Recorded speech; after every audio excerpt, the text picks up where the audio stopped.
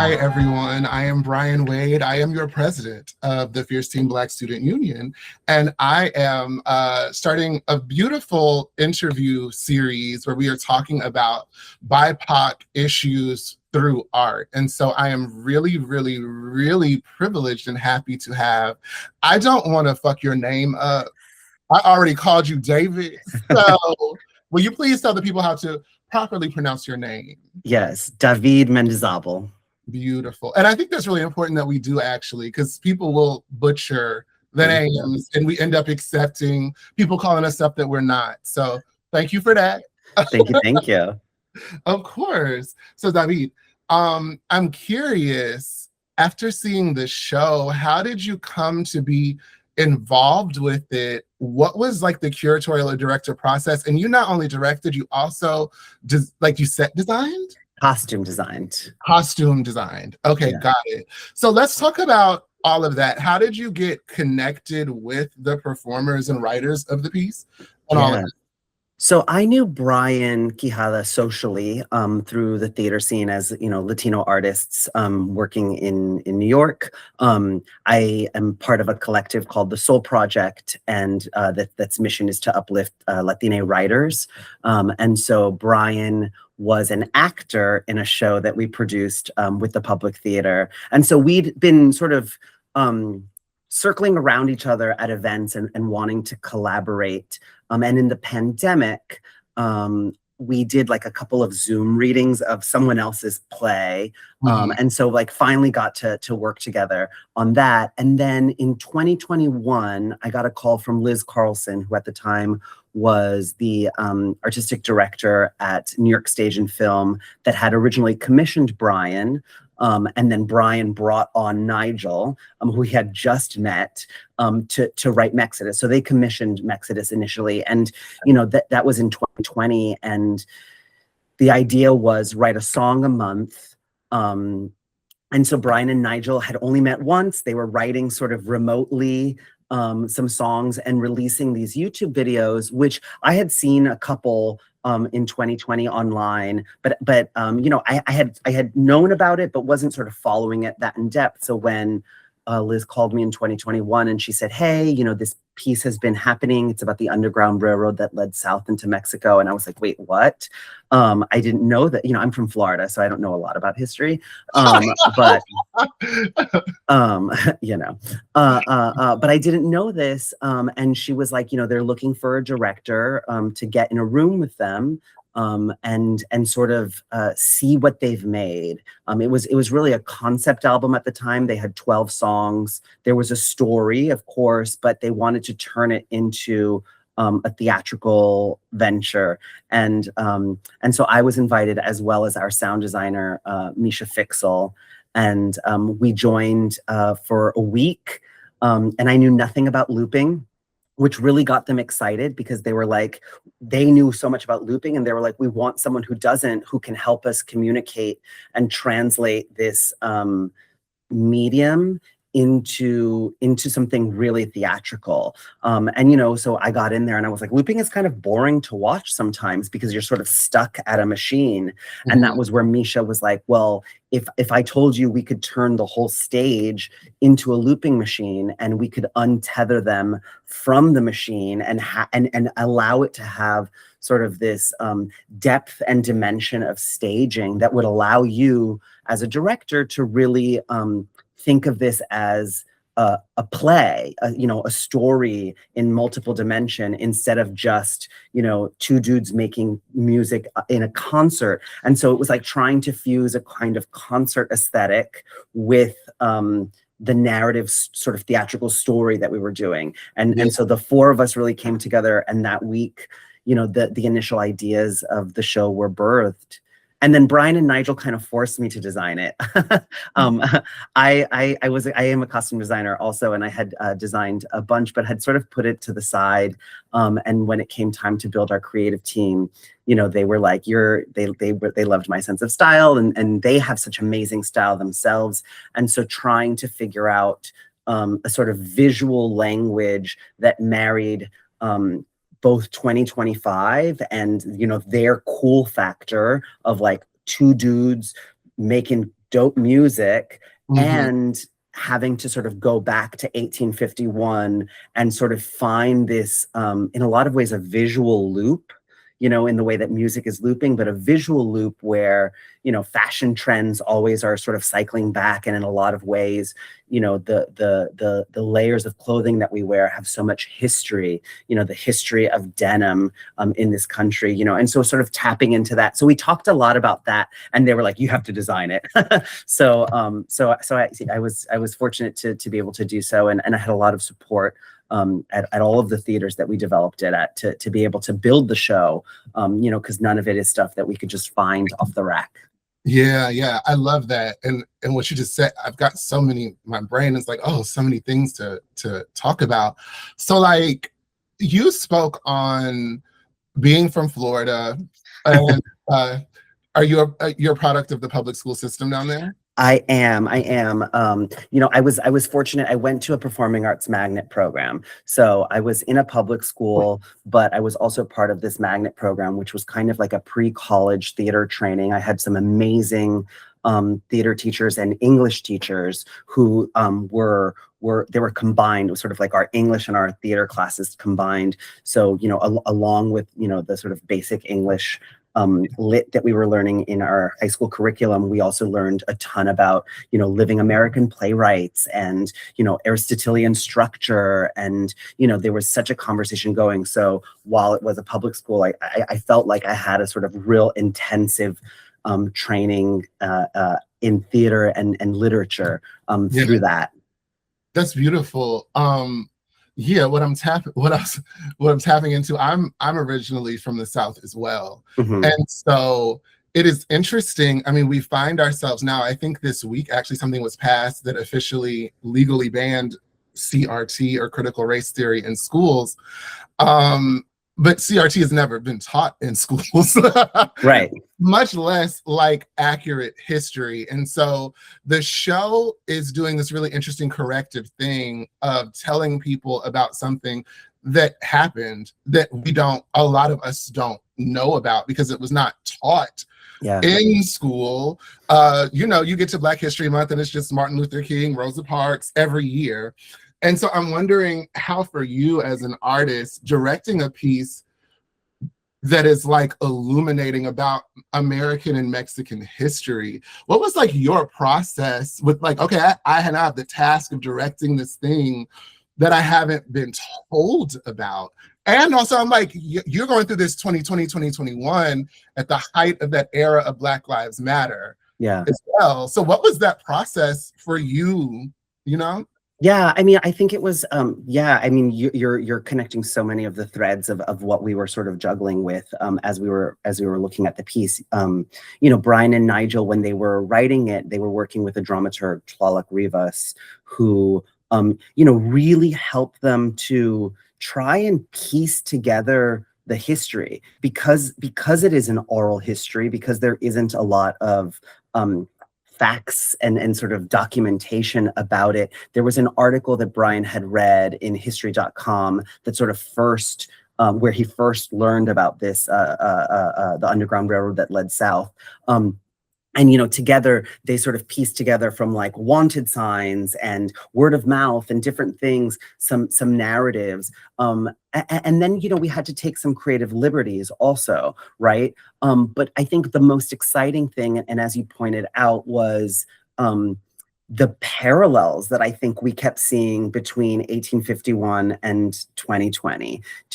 Exciting and horrifying, right? But also the parallels between the story of the sort of fictional story between Carlos and Henry, the two characters at the center of the play, and the very real story of Brian and Nigel, these two strangers to each other, because Brian and Nigel had only met once before they started writing the piece. So like these two strangers to each other who found themselves in these sort of particular circumstances, awful circumstances in history, and had to come together to build something bigger than any one of them could make, right? And so the sort of friendship between Carlos and Henry, and the reasons in which they weren't able to work together, right? It was fun, originally, Henry appeared and Carlos was like, come on in, and it was like, this is not solidarity, actually. Like, solidarity isn't just like kumbaya and we all love each other. It's actually a lot of work. And if we really sort of look at moments in history, that was the other exciting thing, is to look at moments in history, in music, in culture, in politics, in society, where Black and brown solidarity, Black and brown people have come together, people of color have come together despite in spite of the systems that have tried to, divide and conquer. A lot of those moments of history also get buried, or they're like, they pop up and then they're sort of hidden. And then it's like, let's highlight these moments of strife and conflict, right? Or they get glamorized. They're like, everything was great there. But when you really start to look at it, you start to realize, oh, it's a lot of work, and people are having to work through that. And so actually, being in the pandemic, in the height of Black Lives Matter, many of the songs were written after the murder of George Floyd, and acknowledging all of that was going on in the very real world that we were creating. And, thinking about the nature of the loop, and looping as this tool that allowed us to go back in time and forward, and finding those parallel threads. And I think anywhere where we felt, okay, we don't know what this history is because it wasn't passed down to us, we looked to the present, we looked to other moments in history and said, where are there these parallels? Where are there these continuous themes? How do we dig deeper? How do we actually highlight the struggle that these two men, the characters, sort of face and have to work through in order to build something bigger, And so yeah, we dug into a lot of that. There was a lot of, there are these two monologues that exist in the play that both of the actors have, that are their own personal narratives that they added into it. And, that was, those came in really late into the process. And those are moments where we're like, I think we need something that sort of grounds us in the now, and something that's vulnerable and real and deeply personal, but also I think in a lot of ways resonates with anyone of a sort of similar shared experience. The ways in which we are taught to other each other, the ways in which we are taught that our dreams are impossible because of society, and how we have to sort of break through those, and so I think, yeah, as you said, all of those layers were coming together. And, my sister is a teacher, an elementary school teacher in Florida, and we were reaching out to her to say, what's in the history books? What is taught, and sort of realizing, what feels limited, in what we're being taught, and what feels like our responsibility. And at the end of the play, they say, now we as an audience have to pass this on by word of mouth. And so we always thought of them as these two modern day griots who were, sharing not only a story of history, but also their stories in a way to try and help people bridge that loop. Yeah, I love that. I think like you hit on something that's so interesting, as in people of color are pitted against each other very typically. And we know that there is egregious anti-Blackness and colorism within the Latino community. Absolutely. It's really a mess. And depending on where in the diaspora, depending on where they what island they dropped your people off at. Yeah.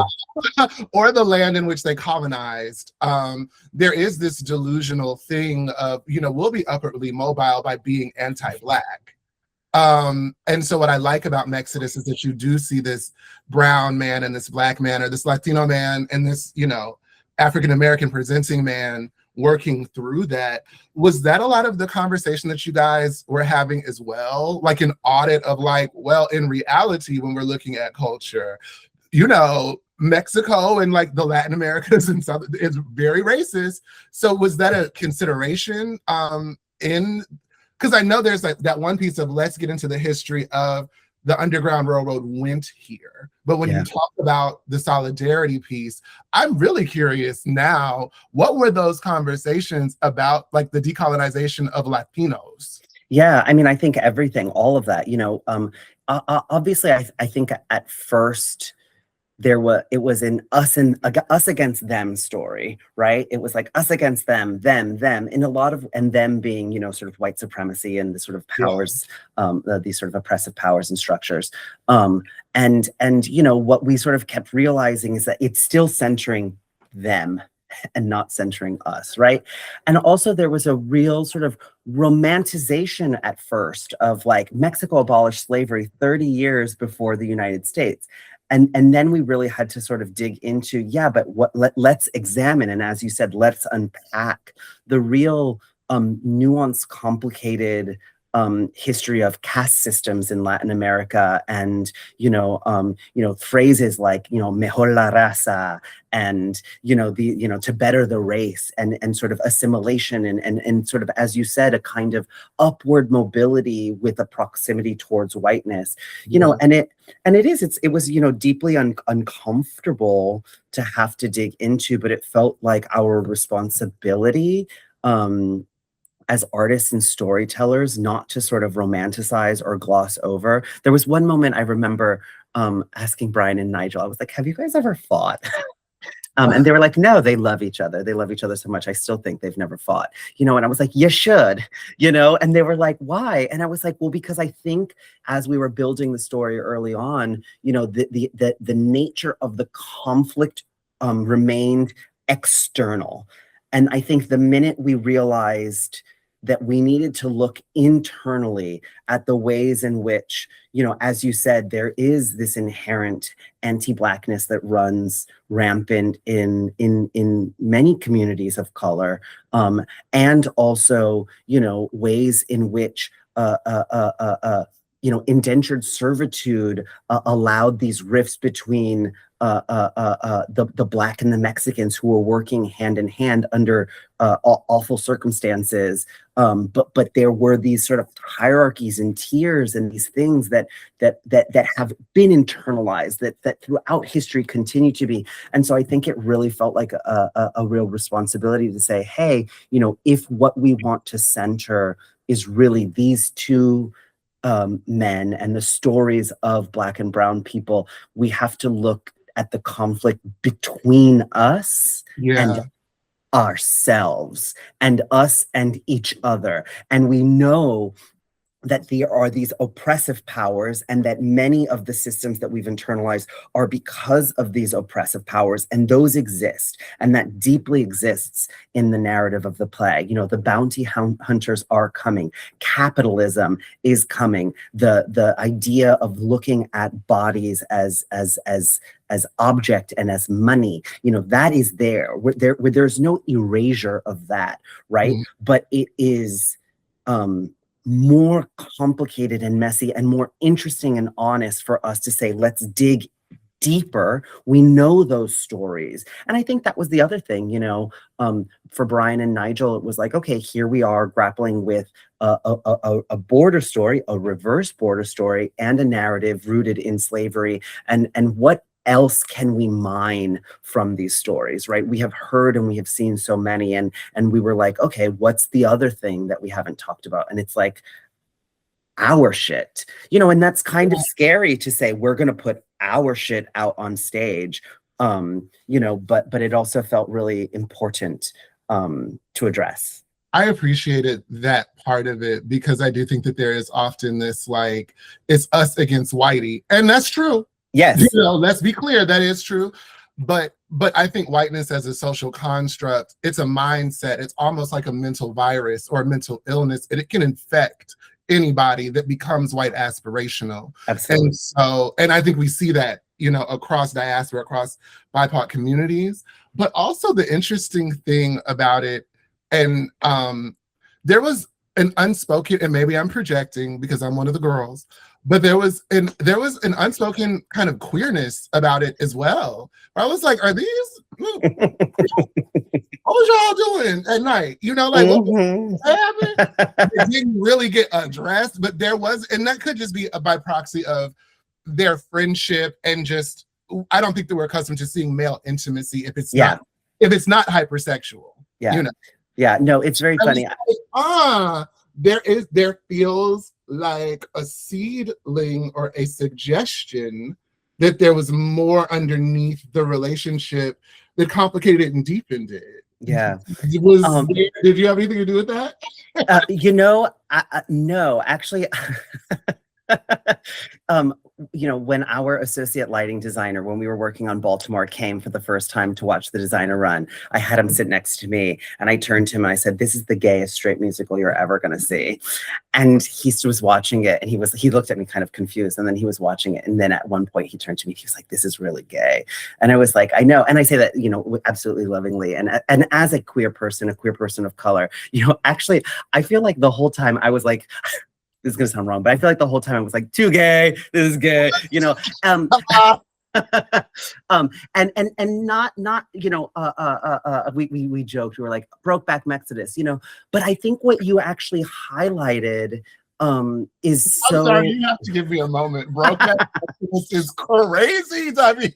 It was, but I think what you highlighted, and again, none of that, I say it jokingly and lovingly because there's nothing wrong with it if it was a queer story, but I think what you highlighted and what you said is true is like we are so not used to seeing male softness, male intimacy, male friendship, kindness, right, from male bodies, and particularly these two men who are in what is sort of defined as sort of masculine bodies and masculine labor, right? These are laborers, a sharecropper, and this enslaved man who is out in the field picking cotton.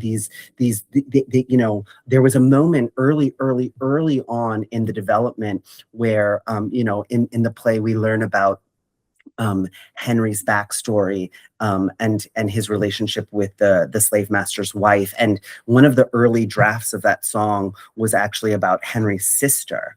And it was a narrative of Henry's sister and the slave master. And we had some incredible, when we were at New York Stage and Phil, these incredible artists, Black women who came to Nigel and Brian, and they're like, "We implore you to look at the ways in which you are using these unnamed offstage female bodies to tell this story." And that shift to sort of acknowledging Henry as this sexualized being, and the narrative of these, we don't talk about the ways in slavery in which Black men were, assaulted and sexualized and sexually assaulted by white women, right? And so white men, absolutely.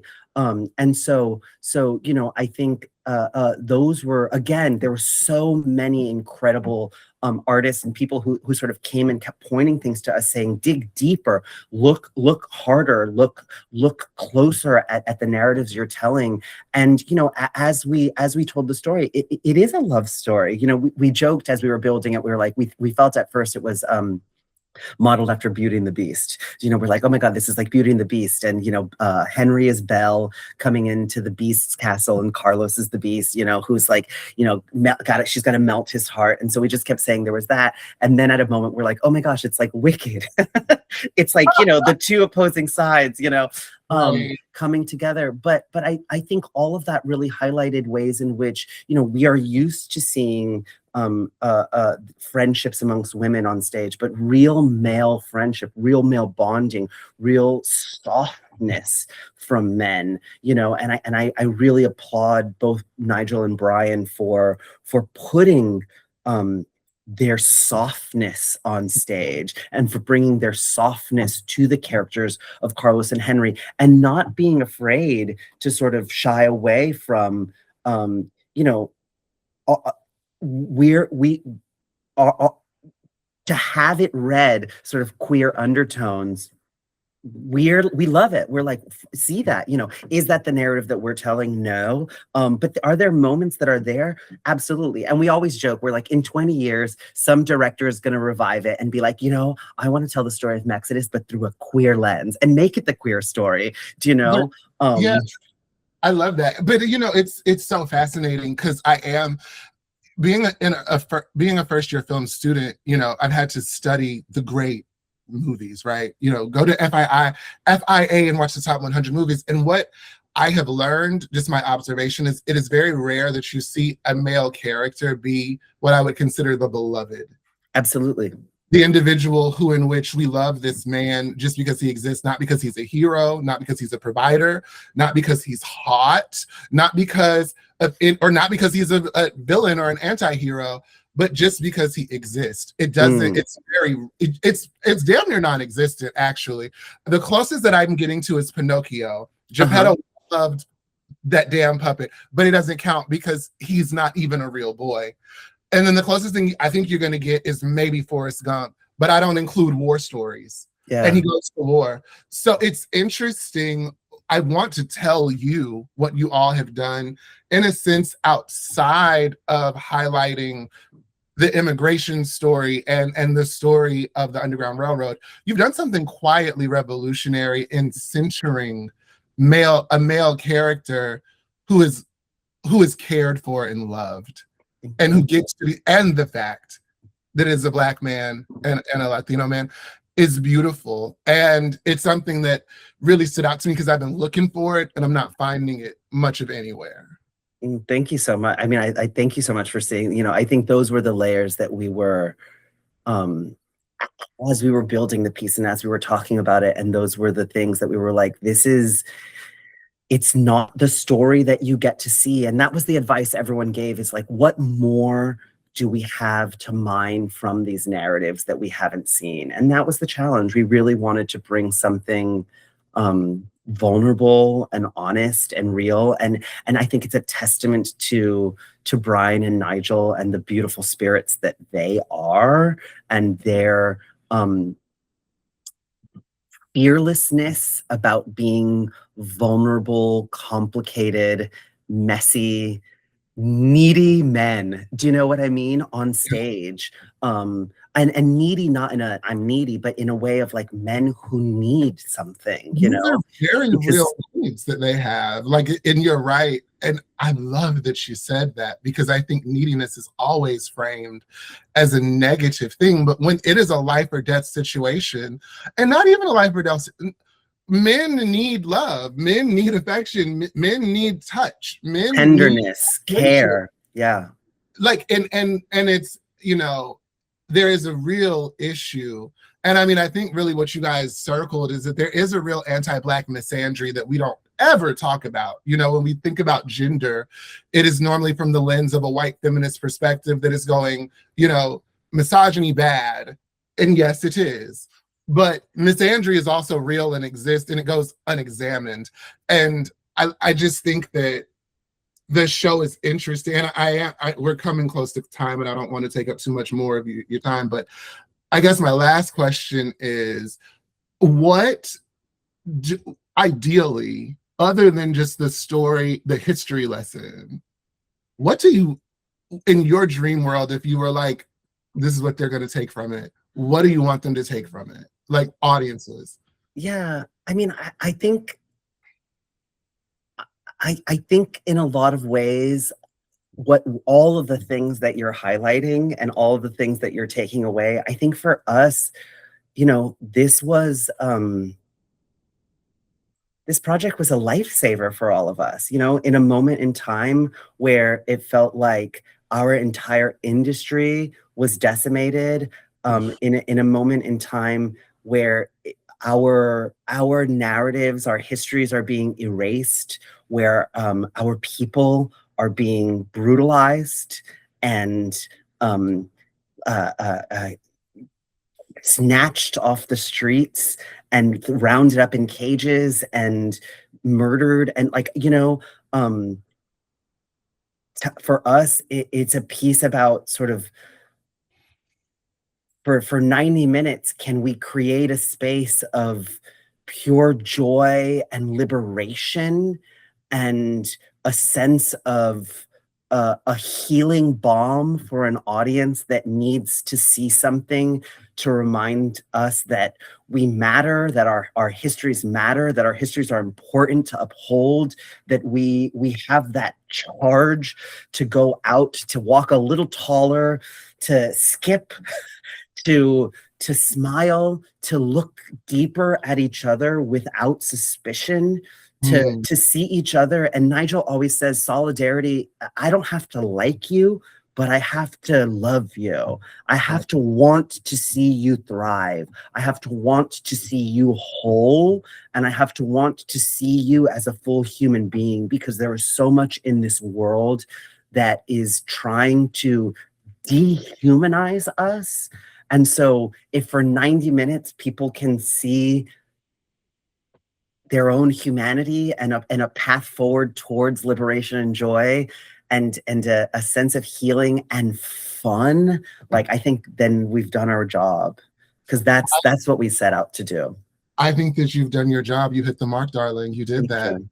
You very much so did that. I'm very proud of you, and I'm very proud of Nigel and Brian, correct? Yeah. Yes. So yeah, no, you all, I don't want to gender everybody, you all did that. And yeah, it's beautiful. I cannot wait for this to air, and I will be sharing the show with everyone. Are you guys just like, the run is just extended until kind of a situation? It's on sale till June 14th right now. I believe there is the possibility of another extension. I know that we will be taking the show to the Pasadena Playhouse this summer. So it's going to go to Pasadena in July and August. So it will eventually have to close in New York for now. Hopefully, maybe it can come back again. But it's on sale at the Daryl Roth Theater till June 14th. So definitely don't miss it. And then hopefully we'll continue to share this piece around the country and around the world would be our dream, just because I think it's such an important piece of history that as you know, we don't know. And so let's do our jobs and spread that gospel, that word. I got you. I loved this. I'm gonna thank you so much for your time. I'm gonna finish the recording. Let me stop the recording.